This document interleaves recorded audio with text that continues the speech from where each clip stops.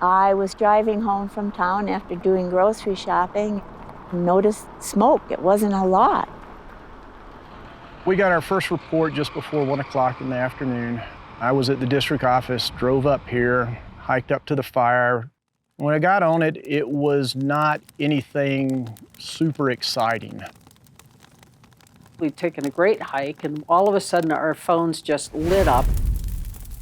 A short time later, it began torching trees. And then about 3 hours total time, it was 3:25, and another 20 minutes later, it was 4:70. Well, I could see the fire from our office, so I knew right away that it was up in that 4-mile watershed. That water system probably provides us 2/3 of all of our water. It was reminiscent of the big fire up there on the pass, several years ago. This was way closer. We were hoping that everything we did would give us a big edge and that they would be able to stop the fire.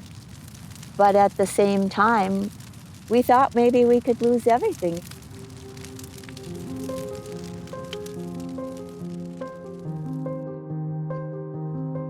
Our mountains are especially vulnerable to change. However, it's impossible to untether the issues of a hotter, drier climate, disease, and decades of fire suppression from one another, understanding that water is the common thread. These conditions have set the stage for larger, more intense fires over the past 20 years across the Southwest. Our community is very susceptible to wildfire, not just structures, but our water system. Pagosa Area Water and Sanitation District. In Archuleta County, we have approximately 6,000 connections.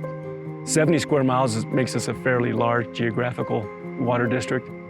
All of our water, surface water, comes from the San Juan or tributaries of the San Juan. We have 3 separate diversions. And we're at the very top of the watershed, so the forest health plays a large role in the water quality and water quantity that we receive. The West Fork Fire Complex burned over 180 square miles on the San Juan and Rio Grande National Forest in 2013. Post-fire debris flows immediately impacted local streams. Water originating in these areas still impact the way the town's municipal supply is treated. This has sharply raised maintenance and treatment costs, as an aging system is not equipped to handle today's challenges. The 4-mile watershed was identified as a priority area both by the Forest Service as well as some of our collaborative groups and partners. The main reason being is there is a water intake on the 4-Mile Creek that feeds the municipal water source for Pagosa Springs. We have taken some actions to hopefully protect that in mitigating along 4-Mile Road as well as the spur road that goes down to the head gate for the Dutton Ditch. The forest understory, whether it be shrubs or small diameter trees, grasses, that's what carries the fire.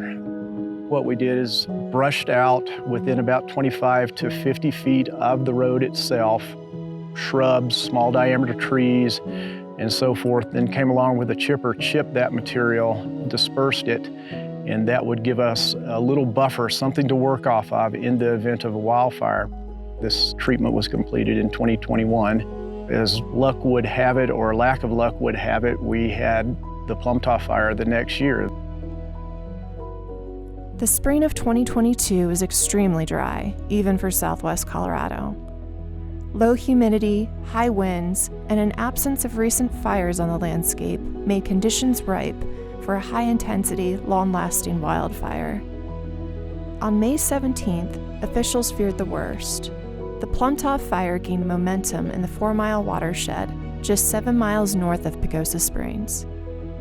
The main concerns were to protect homes, along with an important water intake.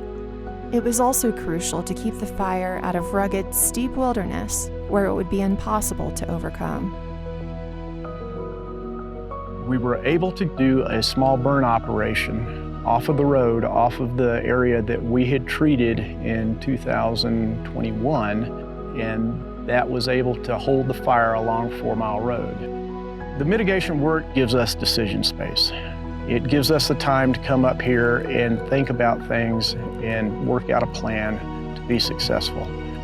In this particular case, we were able to go right in and say, yes, we can burn off this. It was a no-brainer.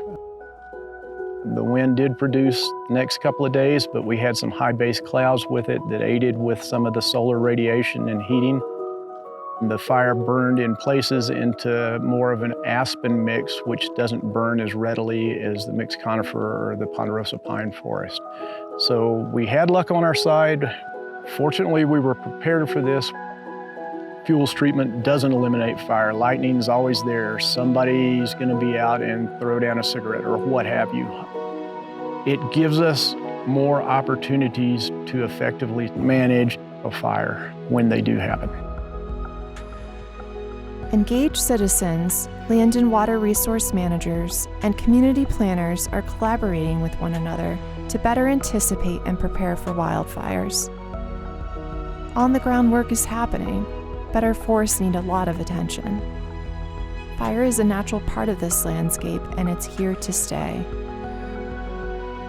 And that Plumtaw Fire just really reiterated to us the importance of what we're doing and what everyone else that's into that forest mitigation is doing, because inevitably we're going to get forest fires. I remember in the early days, I was reluctant to cut any trees down on the place.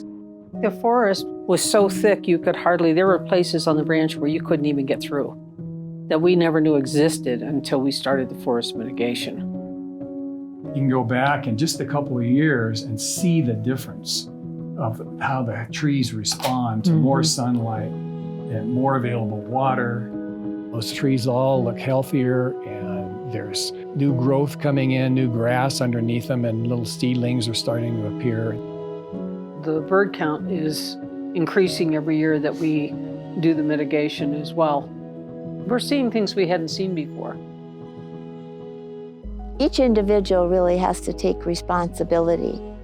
We made a fire break on our land, and it's been a continual process because, as everybody knows who lives here, the oak brush keeps growing back.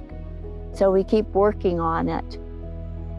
We've had a lot of help from NRCS because they help us plan. They're very good at working with us to see how much we're comfortable taking on every year.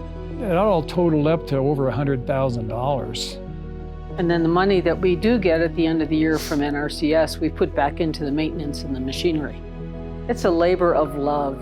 And the nice thing too is all the logs, all the trees and such that we take down, we give away for firewood.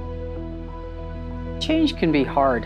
I mean, change is hard for anybody, and what can I do differently? Let's compromise, let's do something so it's not such a drastic change. Fire doesn't know lines on the map. We can do treatment on Forest Service right up to our private boundary. But if treatment is not done on that private land, as soon as it burns over in an untreated area, it could have disastrous consequences. So it's important to work together to get the treatment done across the board. We have several tools available to us, whether it be prescribed fire as well as other sorts of mechanical treatments. I think it is essential that we're strategic about where we're doing those treatments so we get the best benefit out of them. So that's something that everyone needs to have a little bit of input into as to what is important to them. Here's a watershed that we care about working in. Where are the opportunities and how do we plan? I recreate here, I live here, my family lives here. We really enjoy it. So it's not only just my job to run the water system, it's a quality of life issue as well. The forest plays an essential role in quality of life in this area. You don't come here for the great nightlife, you come here for the outdoor life. The overall contribution you are making as a person in your own small way of just a few acres, you're contributing to the overall health of the forest and the safety of the surrounding community. Everything's related and dependent on each other, and we're only just now discovering the complexity of all of that. It's pretty amazing.